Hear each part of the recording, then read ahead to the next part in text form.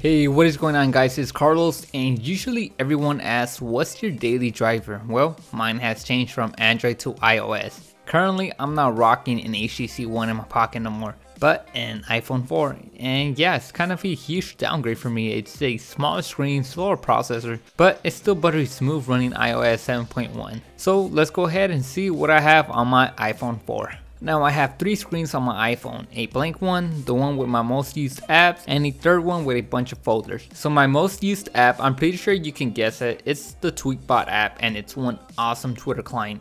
It has everything I need to be on Twitter. It's just a perfect app, and I'm addicted to Twitter, so I use it 24/7. So follow me on Twitter if you ain't following me already. My handle is @MobileCarlos. And the next one up is the Chrome browser, which I use to browse the internet on the go. I prefer it over the Safari one because I use Chrome for everything since it syncs up nicely with my MacBook Pro and PC at home. And then for an email client, I use Gmail to send emails to people and talk to them. I'm still kind of in that Google ecosystem, if you can tell, so it's quite hard for me to actually use the stock email client on iOS. And another thing is I just didn't like the layout of it. Yeah. And then moving on to the first folder on my home screen are the apps that I use all the time, and the first one on here is Alien Blue. I use it every now and then to get some news from Reddit or just browse the awesome stuff that gets posted on there.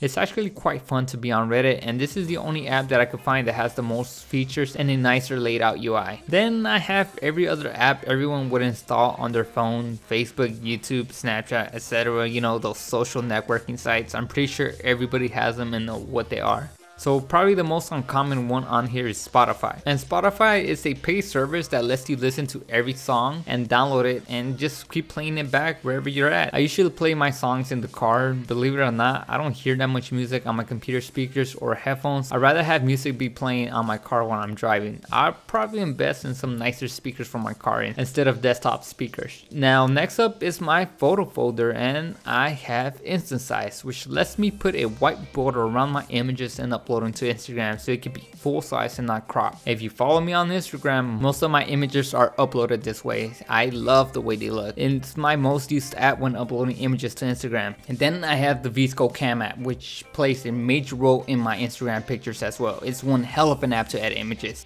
This is what I use to edit images on my phone and make them stand out a bit more. You can mess around with the exposure, the highlights, the contrast, just pretty much everything, and make your own image unique. You guys should probably go ahead and check that app out. I use it all the time. It's my most used app. It's probably the first app I download when I get a new phone.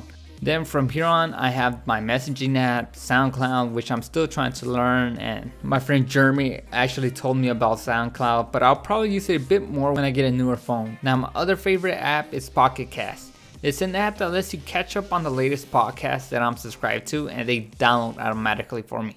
I've been using this since I've been on and was happy to see it on the iOS platform.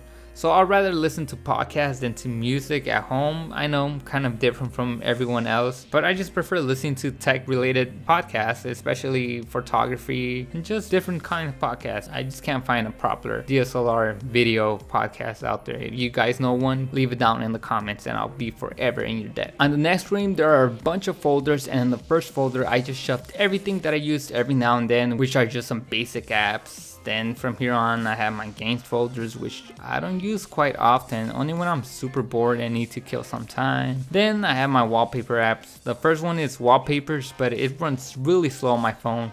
So I prefer to use Zedge more since it has a nicer selection of wallpapers and it runs way faster on my phone compared to the other app. And next up is my weather folder, which I use to check the weather where I live, and it's been pretty cold, hot. Lately it's just been cloudy and sometimes it rains. I know, it's just one weird bipolar weather we have here. Then from here I have my shopping app. Probably the one that everybody uses, of course, is Amazon. That's where I do all my shopping. And then I have Newegg on the side just to compare prices with Amazon on electronic things. And sometimes I buy from Newegg since they don't charge any taxes at all, unlike Amazon. Next up is my last folder, and this is where I just shoved all the stock iOS apps that come on the iPhone, which I rarely use, and they were taking up space on my phone, so I just shoved them into one giant folder. I wish there was a way to to remove them and get them completely out of my home screen. I kind of missed that from Android, removing apps that I didn't want to have. Anyways, that's pretty much what I have on my iPhone 4. It's just pretty basic apps, nothing fancy. So this is just pretty much it. Thanks for watching this video. Make sure to hit that like button, subscribe if you're new, and I'll catch you guys on the next one. See ya.